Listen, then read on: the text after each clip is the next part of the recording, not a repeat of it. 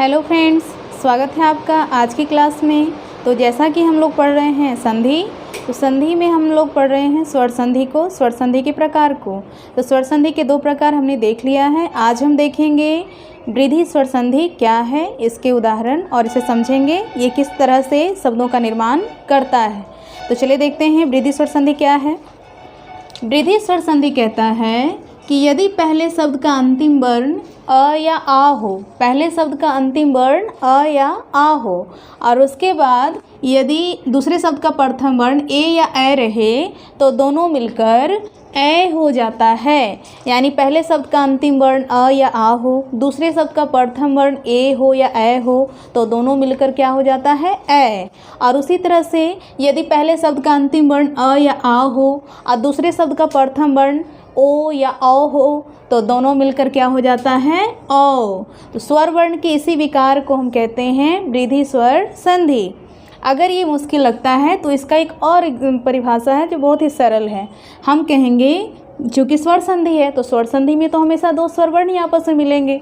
तो इसमें क्या होता है, जिन दो स्वर वर्णों के मिलने से ए का निर्माण हो रहा हो या फिर ओ का निर्माण हो रहा हो, जिन दो स्वर वर्णों के मिलने से ए या ओ का निर्माण हो रहा हो उसे ही हम कहेंगे वृद्धि स्वर संधि। तो वृद्धि स्वर संधि में दो स्वर वर्ण मिलकर के ए या ओ का निर्माण करते हैं। तो आइए इसे उदाहरण के द्वारा समझ लेते हैं।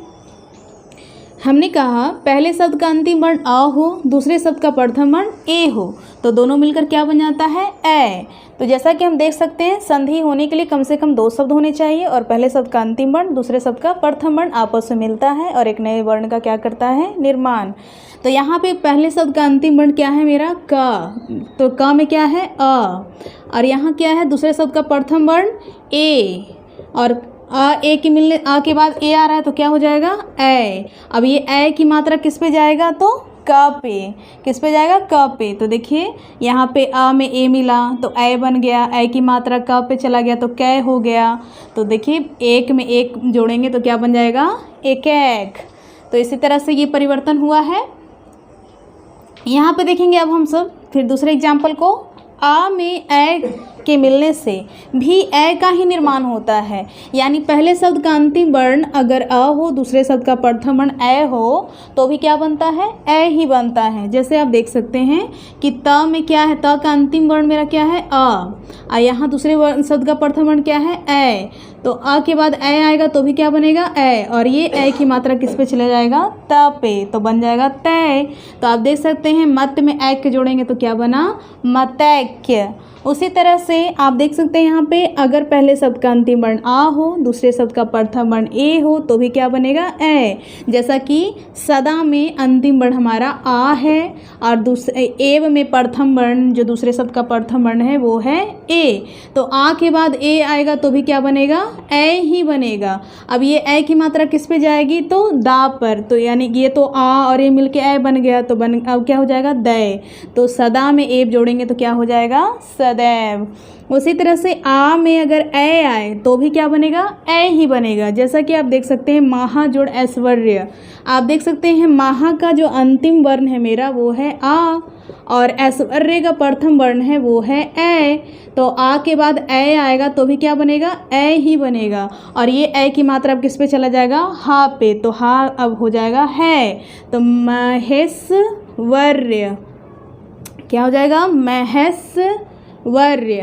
आप देखिए यहाँ पे दूसरा हमारा जो है यहाँ पे क्या बनना चाहिए, ओ बनना चाहिए। तो ओ बन रहा है यदि पहले शब्द का अंतिम वर्ण अ हो, दूसरे शब्द का प्रथम वर्ण ओ हो तो दोनों मिलकर क्या बन जाता है, ओ। जैसा कि आप देख सकते हैं जल, जल के अंत में जल, ल में क्या है, अ। इसका अंतिम वर्ण है अ और यहाँ पे दूसरे शब्द का प्रथम वर्ण क्या है, ओ।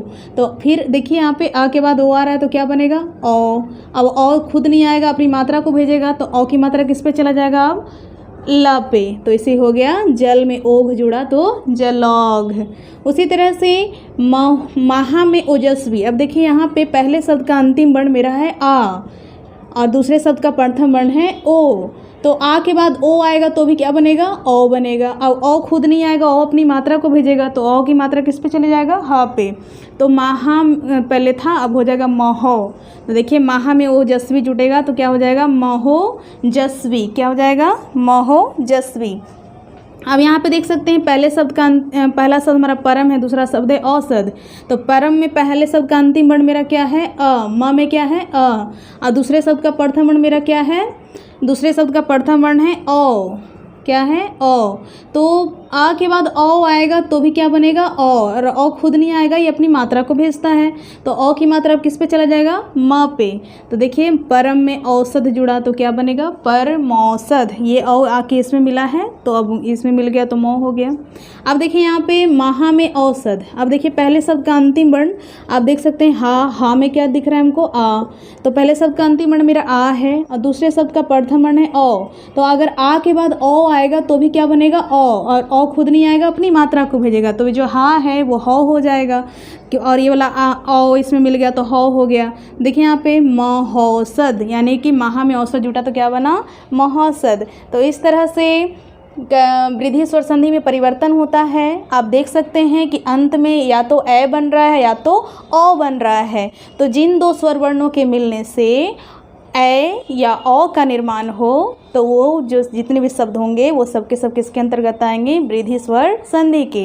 तो आता है क्वेश्चन ऐसे कि महौसत का संधि विच्छेद क्या होगा, तो महा जोड़ औसत। महौसत कौन सी संधि है, तो स्वर संधि भी हो सकता है, या फिर अगर ऑप्शन में रहेगा वृद्धि स्वर संधि, यन स्वर संधि, तो किस में आएगा, ये वृद्धि स्वर संधि में। तो इसलिए विस्तार से पढ़ने की आवश्यकता है क्योंकि इसके क्वेश्चन कई प्रकार से पूछे जाते हैं।